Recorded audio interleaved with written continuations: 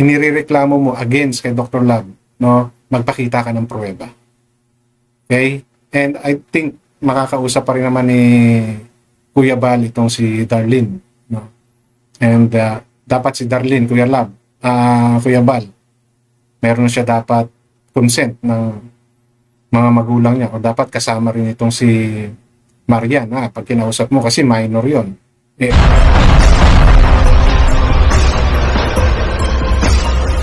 So ito na, no? Yung pinakihintay ng karamihan, yung interview ni Kuya Bal kay Marian. Dahil prior to this, di ba, nagkaroon ng medyo batuhan ng salita itong si Dr. Lab at si Kuya Mel, na ayaw niya pang banggitin, but actually, si Kuya Mel mismo, umamin na dahil nga dun sa 500 na binigay lang daw. No?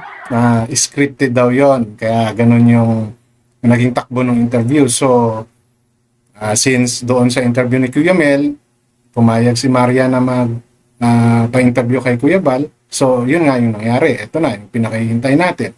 And I've watched the interview. And to that interview, I discover a few, no, things na naging question ko sa talagang motibo nitong si Marian, no? This is the first time I watched Marian, so medyo nanood pa ako ng ibang mga vloggers na alam yung kwento, no, dito sa istorya ni Marian.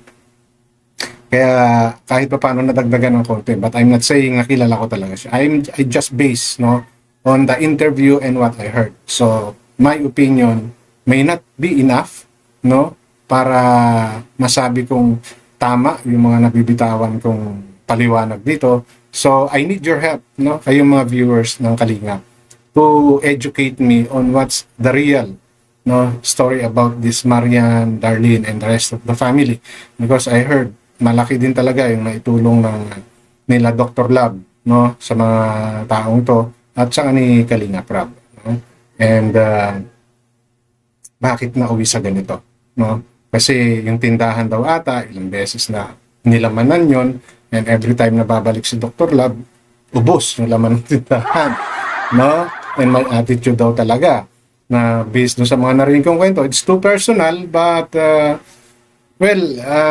hindi naman lalabas yun kung hindi rin nila kinuwento, no, di ba? So are those enough basis para masabi natin ganun yung buhay nila? Well, di ba, nakita naman natin, no, na binigyan kayo ng chance, so grab the chance and make the most out of it, di ba, na maging maganda yung return sa inyo. And sa tinakbo-takbo ng kwento, ayan, nakita natin na ngayon wala na sumusuporta sa kanila. Okay? Dahil nga daw, ang sabi, hindi naman binibigay nila Dr. Lab lahat ng binibigay ng sponsor. And it was mentioned to this video. So, allow me to play that portion para mas magkaintindihan po tayo. At bago pa nga pala ako magpatuloy, welcome sa akin channel. Kung bago pa lang po kayo sa akin channel, please don't forget to like, share, and subscribe na rin po. And pakihit ng notification bell para maging aware kayo sa aking mga upcoming content. Any comment, suggestion, recommendation, leave it on our comment section. Issue lang po tayo, walang personalan. Matuto po kayo mag-fact check para hindi po kami pagsabihang fake news. Okay? So, ito po, no?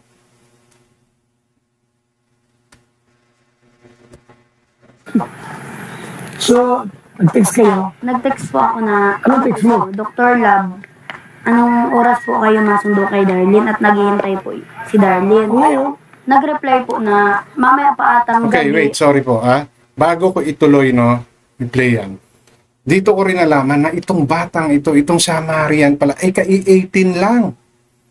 No? Kai-18 niya lang pala. And that kids na nakalong-kalong niya, anak niya na pala yan. And it seems itong batang ito is around 3 to 4 years old. So ilang taon po siya nung nanganak? Very minor pa po siya.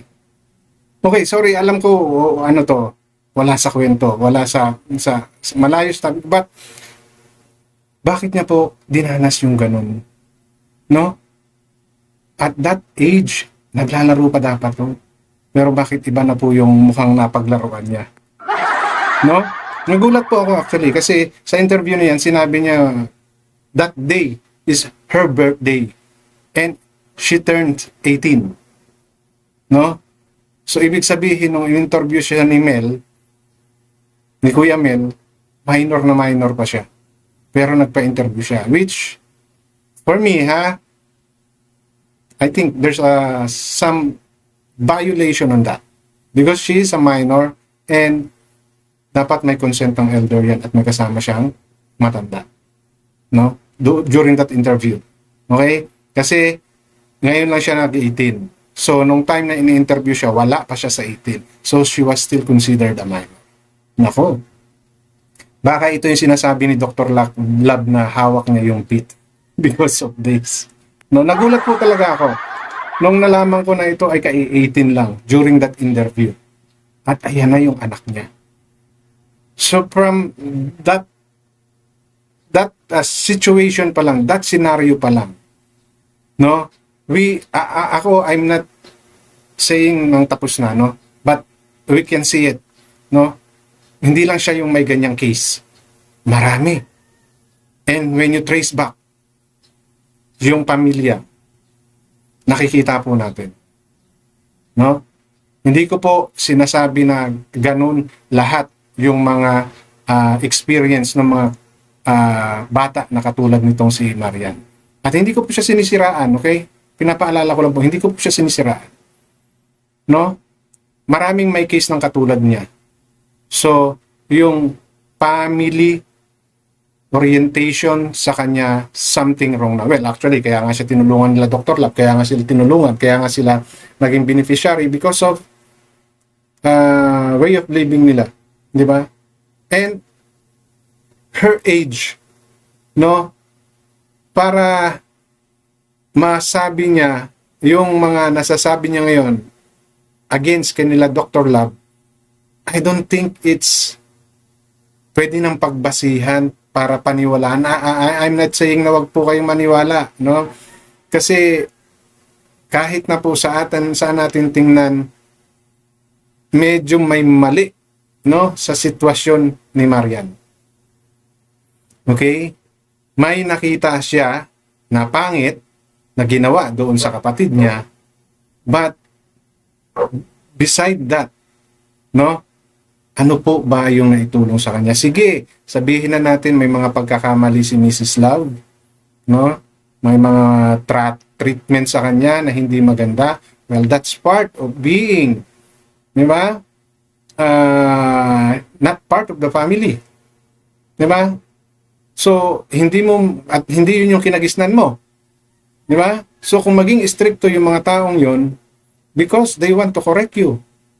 Okay, hindi yung vlog yung sa pagba-vlog ni Mrs. Lab, yes, may sablay siya doon, pero during the time na sila ay tinutulungan, di ba? Yun yung sa akin. No? Maaring may mga treatment na hindi maganda sa kanila because they want to correct them. Lalo na si Darlene. No? So nabanggit ko lang po, kaya nagulat talaga ako nung nalaman ko na kadi 18 pa lang pala nito. Or hapon. O kaya papadaanan ko ngayong tanghali kay Ren. Eh di sinabi ko po kay Darlene. Tapos mama't po nagbago ang isip. Nag-chat pa ako agad. Sabi ko, Dr. Lab, hindi na daw po babalik si Darlene. Wala po akong magagawa kasi kung talaga. Nabasa naman yung text mo. Opo, nabasa niya po yun. Tapos mamaya Okay. First of all, bakit siya yung nagde-decide? Bakit hindi yung nanay? May nanay pa pala sila eh. No? Bakit si Marian yung magde-decide? And during that day na magkausap sila ni Dr. Lab, wala pa siyang 18. Is it because she is the one taking care of Darlene? Diba? Pagkakaalam ko, during the time na binablog sila, buong pamilya nila yung binablog. So the mother is also there. Siya lang ba talaga yung kumakalinga kay Darlene? Diba? Hindi po sa inaano ko si Marian. So, if she is really the one na, kumbaga, ever since, no, ay umaalalay na kay Darlene, well, that's understandable. No? Pero may magulang pa eh. No? May magulang pa siya eh. Nasaan ba sila ngayon nakatira? Medyo masalimuot yung kwento pala nito.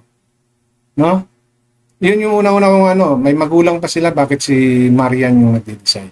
Bakit si Marian yung ganito? Dahil si Marian yung nagsasalita? Pero pwede nyo namang direktahin yung nanay. Remember, the time na siya ay in-interview ni Kuya Mel, wala pa siyang 18 nun. So, on that part pa lang, dapat hindi yun ginagawa. Di ba? Mayroong consent dapat yun ng matanda or nakakatanda. Now, if the mother don't care about them, well, okay, si Marian pwede magsalita. But, minor pa rin to siya, so dapat merong guardian siya, which is sila Dr. Lab, ang guardian. Di ba? Kasi binablog sila. Oo, si Darlene yung hawak nila, but naging part sila ng vlog. Diba? Sa umpisa ata, sila naman yung binablog, buong pamilya. O ngayon, dahil lang sa gusto nila mapag-aral si Darlene, kaya napunta kay Dr. Lab. No?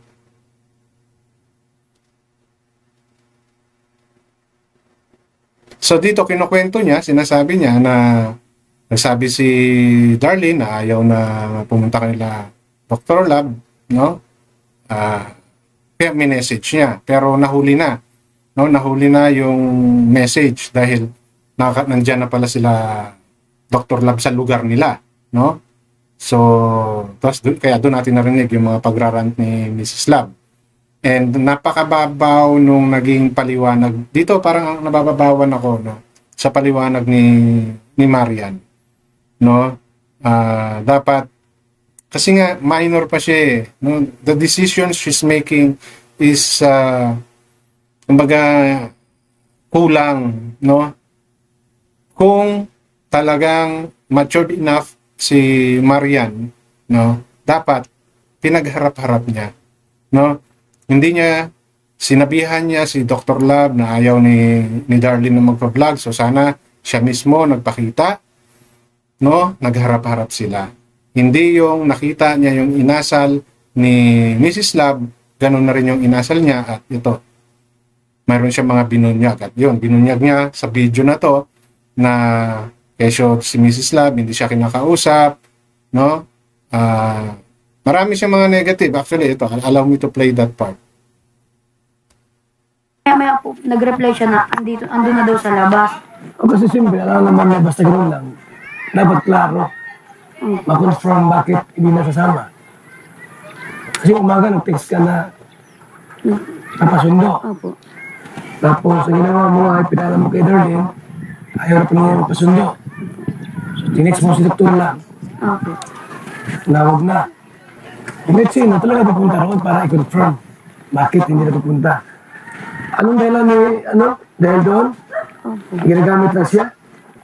Saka po, pag nandun daw si Darlene sa loob ng bahay nila, hindi daw po nagang imit si Mrs. Lab.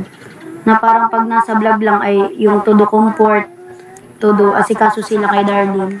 Pero pag nasa loob po ng bahay na magkakasama na sila, halos hindi daw po nga mag-akit pagkain. Tahimik lang. Di po na imit si Siyempre, di So yan ay ilan lang sa sa mga dinadahilan ni Marian, no, na mga ginagawa raw ni Dr. Lab at saka ni Mrs. Lab sa kay Darlene. Okay? So ito yung sinasabi ko na kasi hindi niya pa she's not matured enough, no, to analyze and to filter the situations, no? Hindi po dahil sa kasi nga at her age, no? And nakita naman natin yung mga paliwanag niya. Hindi po ako nakakampi kay Dr. Lab, no? Hindi po. Hindi po ako kumakampi. Okay? Kung talagang she is thinking the right way, pinagharap niya si Dr. Lab at saka yung kapatid niya together with her. Kinausap, sinabi yung mga hinaing ng mga bata. No, now, if ayaw talaga ni Darlene, wala namang magagawa eh. Di ba? Ang mahalaga, nag-usap sila, nagharap-harap sila, hindi lang siya dapat nakinig sa kapatid. No, oo, kapatid niya yan. Kakampihan niya yan. Pero alalahanin ninyo, nasa social media kayo. And beside that, it's the right thing to do. Kausapin yung mga involved person. no, Marian. So, may mga hindi talaga maniniwala, no, sa mga ikukwento mo. Kasi, kahit papaano, for 8 months, nabanggit din ata dito, no, na kayo ay villainag. Pinaayos yung bahay ninyo, gumayos yung buhay ninyo, binigyan kayo ng maliit na sari-sari store, di ba? Kung nawala man yung sponsor ninyo, no, because they saw something na hindi na maganda, no? And based nga doon sa mga narinig ko, one of those is yung tindahan na yan. Ilang beses kayong tinunan, no? Nilagyan yung tindahan ninyo, nawawala. Sa tingin nyo, yung mga sponsor na yan, aalis sa inyo kung nakikita nila na may pinatutunguhan yung pagtulong sa inyo? Di ba? Ngayon, doon sa mga accusation na perang hindi raw binibigay sa inyo, resibo po ang mahalaga. Dahil it will always be a chismis or marites kapag wala po kayong katibayan. Yung mga binabato po ninyong accusation kanila Dr. Lab, no? Dapat po may kaakibat na resibo or proof, katibayan diyan sa mga sinasabi ninyo. No? Kung may mailalabas kayo, much better. Yan, katulad niyan, sabi niya, nandyan din sa vlog na yan, sinasabi niya na may mga sponsor na nagbibigay daw pero hindi nakakarating sa kanila. So, who is that sponsor? Diba? Can that sponsor talk to her or kay Kuya Bal to prove yung mga ganun? No? Kahit pa paano dito si Kuya Bal, hindi naman siya kagad sumang-ayon kay Darlene. No? Because kakausapin niya rin daw si Mrs. Lab at saka si Dr. Lab regarding dito. No? And si Darlene, kakausapin niya rin. So, kumbaga, medyo naging neutral dito si Kuya Bal. Talagang inalam niya yung punot dulo kahit na alam naman natin hindi na siya taga-Kalinga, pero kahit paano naging objective pa rin si Kuya Bal dito. No, hindi siya basta naniwala sa mga pinagsasabi. And even the money that involves dito sa mga sinasabi ni Marian, hindi niya tinakil. So, Marian, kung meron ka man, no, mga sasabihin pa against kay Dr. Lab, samahan mo ng katibayan, especially doon sa pera. No? Especially doon sa pera. And nagulat talaga ako, no, na ganyan at that age, no, grabe, no, and hindi ko, nagulat lang ako, okay, it doesn't have anything to do dito sa issue, no, dito sa issue na to, kasi malayo naman siya, nagulat lang ako kasi anak niya na pala yan, no, and it seems 4 or 3 years old nitong batang to, so ilang taon siya nung nabuntis, di ba, so, although out of topic yan, na talaga ako nagulat yan. So, balik tayo dun sa topic, kung ano man yung mga inireklamo mo against kay Dr. Lab, no, magpakita ka ng pruweba. Okay? And I think makakausap pa rin naman ni Kuya Bal itong si Darlene, no? And dapat si Darlene, Kuya Bal, meron na siya dapat consent ng mga magulang niya o dapat kasama rin itong si Marian pag kinausap mo kasi minor yon. Ito, during the interview, hindi na siya minor pala. 18 years old na di ba? 18 years old na siya. But I'm not sure if 18 years old is allowed to talk regarding sa mga ganyang matter. Okay, so yun lang po yung gusto kong i-share sa content na to, and medyo hilaw pa to, no? Marami pa tayong dapat na malaman. And we cannot judge simply the person she is involving dito sa kwento na to right away because medyo kulang talaga. Kulang yung mga paliwanag nila. We're just saying those things. Kaya hindi rin maalis na baka kasi may lumalabas din na pera-pera rin lang daw tong si Maria. Much better to show us proof regarding just sa mga sinasabi mo. Okay, so hanggang dito na lamang. Maraming salamat.